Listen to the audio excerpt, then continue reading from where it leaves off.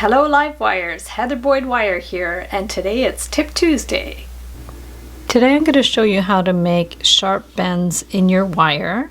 I get lots of questions about this in the Wire Makers Club on Facebook on how to make very crisp, sharp bends. So to show you today, I'm going to show you a variety of wires and different tools. Some wires bend more crisply than others. I'm going to show you, I have tarnish resistant brass from Artistic Wire.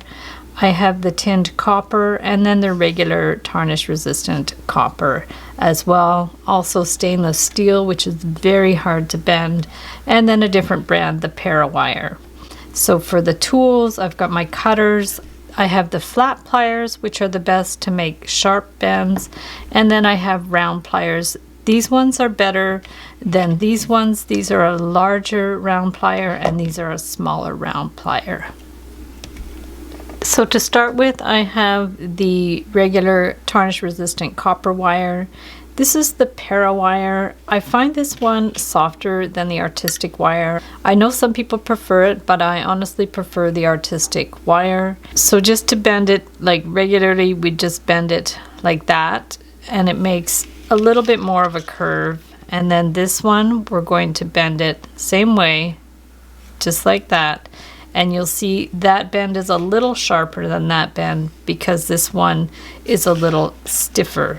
And then this is the 18 gauge wire, which is thicker than the 20 gauge wire. So let's do it the same way. We're going to hold it with the pliers and just bend it like that. And still it makes not a bad bend, but still a little bit soft.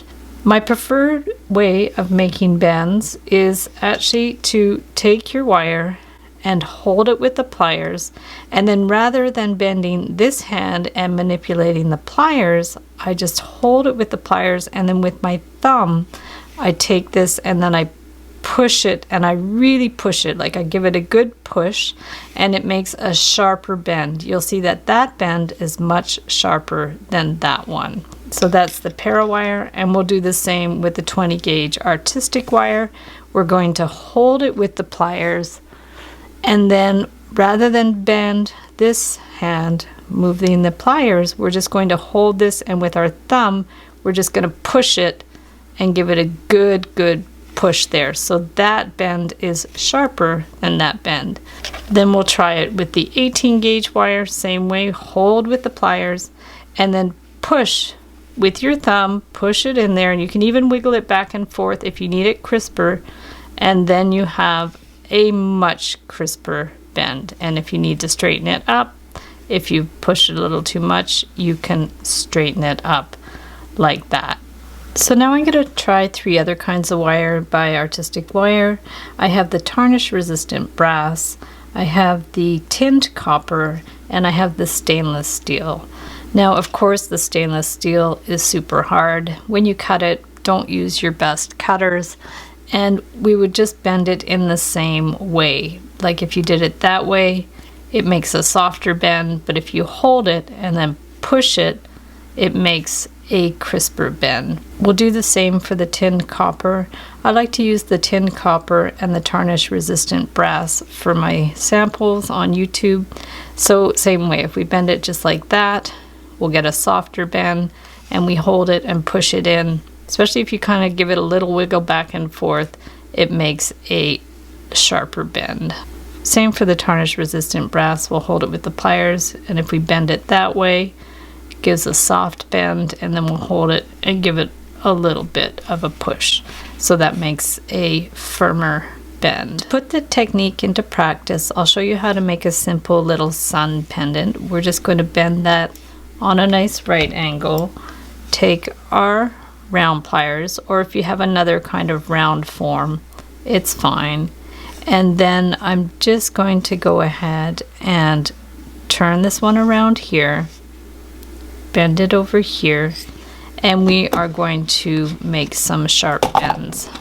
But because it's tricky to access in here, sometimes I would use my flat pliers, but because there's not a lot of space there, I'm going to use my round pliers. I'm going to hold it and use the same technique where I hold with the pliers and bend it up. with my fingers. And then to bend it back, if you want it nice and sharp, you can hold it with your flat pliers and then just like push it with your finger there. So you give it a good push, and then I'm gonna just squeeze it with my fingers.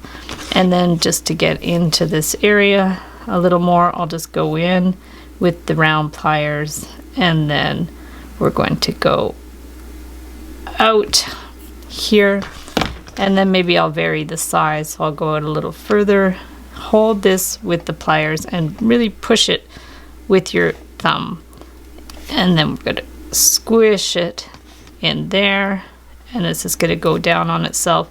If you want that even tighter, you can just give it a little pinch in there.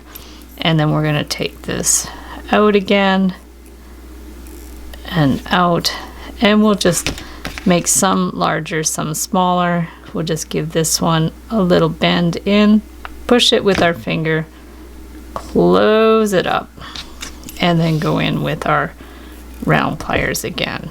And this one coming down the middle, I'm just going to make that one a little bit longer, hold it again with the pliers and give it a good push with the middle finger there. And then we're going to push this one up, and it's nice and sharp. If you want it tighter together, just give it a pinch, take that out, and try to eyeball a little bit so that's straight that way, just to get it somewhat symmetrical.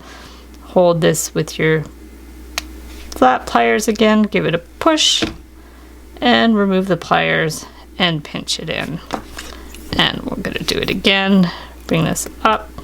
You want this line to be a continuation of that line, so like I said, I'm eyeballing it, but you kind of have an idea where it should be.